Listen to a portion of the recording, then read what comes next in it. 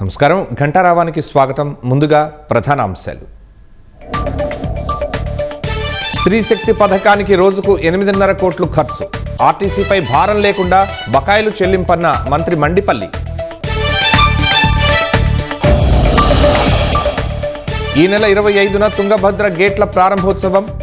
రావాలని మంత్రి నిమ్మలకు కర్ణాటక ఎమ్మెల్యేల ఆహ్వానం. షేబ్రోలులో అదృశ్యమై ఢిల్లీకి చేరిన విద్యార్థులు. పిల్లల కోసం హస్తినకు బయలుదేరిన తల్లిదండ్రులు.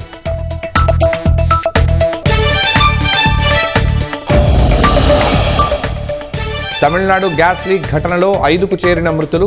చికిత్స పొందుతున్న వారిలో చాలా మంది పరిస్థితి విషమం.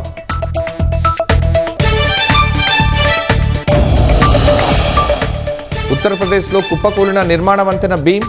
2 కార్మికులకు తీవ్ర గాయాలు.